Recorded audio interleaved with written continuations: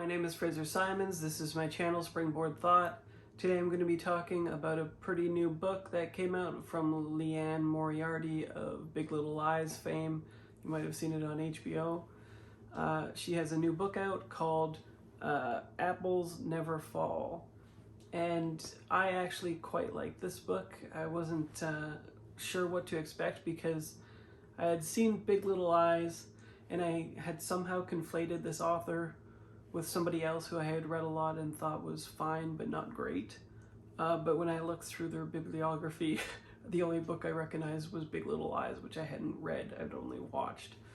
So this is a story that is about a suburban housewife who suddenly goes missing. Her disappearance causes a police investigation, and basically they start right from the beginning uncovering that an incident about 4 to 5 months prior really shook up the family, and everyone's being kind of secretive about it. And we keep cutting in the narrative between A, the police investigation, and B, in the past, everybody's, all of the characters, meaning the 4 children and her husband and the disappeared person, Joy herself, her perspective on what actually happened 4 to 5 months prior. And the setup for that is a completely unknown woman to them shows up on their door. She appears to have been a victim of domestic violence, and they welcome her into the home. And then all these strange things happen. It, for one, upsets the dynamics of the family, and in a very fun way kind of points to the different roles that family members were playing and how the upset of that role affects them emotionally and psychologically. And it also has a fun effect of being still linear, but really massively affecting the situation that the police are dealing with, from them thinking that she has disappeared of her own volition and run off or whatever, or she's dead. And so as they're getting all this information, of course their decision constantly changes. And then in the past we get a really, really rich experience of characterization for all of the members of the family. They're so well realized, and it's probably the best use of B-plot that I've ever seen in any book. All the stories are interconnected, it feeds into their character arc, it feeds into the A-plot, and it is just interwoven in such a complex way that it's almost staggering. It's the type of reading where you think everything might be innocuous, but the voice is so compelling that you read anyway because it's just fascinating to you. Even at a psychological level, learning about what makes all these people tick, what their sort of cut moment is, like what has affected them psychologically so much that they are now this type of person and react that type of way. But then all of those incidents and how they view them, construe them, and articulate them to other people are just so complex and interesting and feed into every single other story and how it becomes a significant B-plot as well. It's hard to explain why I love the book so much. I rated it 5 stars, even though it came out of like nowhere for me. I'm not even sure I had it on my Libby app. I consumed it as an audiobook. The narrator was fantastic, Australian accent, and she knew how to really infect all of the prose with the right inflection, the right kind of tone for each separate character, characterizing them, but also just nailing every aspect of the story, really. It's one of the best narrations I've ever heard, which is saying something because I consume a lot of audiobooks that way. This book was propulsive, it was addictive, it was page-turning, except that I was listening to the audio, so I just couldn't put it down that way. But what was so fascinating about the story is the way in which she gets at communication. This is a story, as I see it, not so much as the primary satisfaction of it coming from the resolution of the tension as to what happened with Joy, but instead the way in which all of the people misconstrue everybody else and fail to communicate things.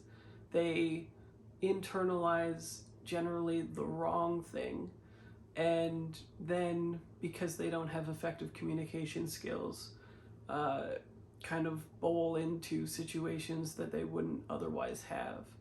It is fundamentally sort of Coen Brothers-esque in that it is comedic and also tragic that so many people, literally every character, comes to the wrong conclusion. No matter how small or large they play in the story, all of them come to the wrong conclusion, and so too, by that way, does the reader of the book, basically. It's what I would call a very fun read. It's not commercial in its prose. It's very careful about its deployment of diction, and it seems very respectful of mental health issues as well, which is nice.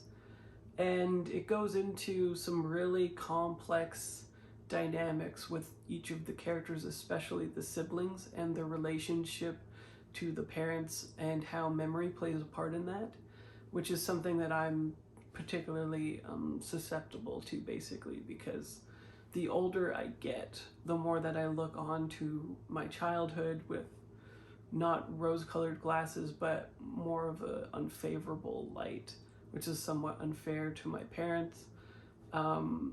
It's just very interesting, and probably some moment that every child, I think, comes to grips with when they realize the fallibility of their memory and their emotional and psychological state playing a major factor into memory recollection. And so there's some very interesting moments where, say, the kids are arguing about a very specific situation when they were kids, about a bee that was coming and had stung one of them, and one of them thought that they were allergic to the other one, but they couldn't remember. Like, each of them colored that scene very differently. For some, a specific child was stung, whereas others claim that somebody else was. And then Joy in the background watching her kids wanted to shout that there was no wasp, or there was no bee, there was a wasp, and it was a kid who showed up to the birthday party dressed as a wasp, who was an asshole and pushed a kid. Stuff like that happens quite often in the novel, and it's just interesting that all of those recollections also play a huge part in the A plot and B plots as they are unraveling. It's so interesting to me that even how we are, as a reader, jumping to some of the even different conclusions than what the police officers are coming to when they're investigating Joy. When they're sure of one thing, the reader's sure of something else, which creates tension. Sometimes we're very aligned, and other times we're more unsure than other people who have made up their mind, because we have parts of information that feel like foreshadowing because they've established a psychological pattern with a specific person, and may or may not be true now because it is 20 years, 30 years later, whatever, after they're no longer kids. And of course, we have the normal family dysfunction of everybody having secrets that they don't want to tell one another, and miscommunications. But the miscommunications are done well and not trite. It's not like a romance novel, for instance, where the miscommunications are the main sort of obstacles that they have to overcome, and it feels a little bit heavy-handed, unrealistic, and straight people problems, basically. It's more like Moriarty is sort of asking a question about the limits of communication, language, and specifically our socialization process, in which we're, indoctrinating people to essentially miscommunicate very specific things because we're performing or gender or a role or what have you, whether it be in family or society, etc. I think it's surprisingly deep, and for some reason, I don't know, I thought I was just going into a very light commercial fiction, maybe whodunit or whodunit, depending on what happened to Joy. But instead it was more psychological than most mystery novels that claim to be psychological actually are. So I found that fascinating. I highly recommend it if that sounds like something that's your jam. The other elements of craft are present and really great for me. I thought that her choice in how much she describes something and her specificity, her diction, and her verbiage was very great. The structure I can't really speak to because it was an audiobook, but it flowed very nicely. And I'd actually be pretty curious to see what the language looks like on the page, but I can wholeheartedly recommend the audiobook at least. If you've read any of her other books, I'd be interested to know what other recommendations you have.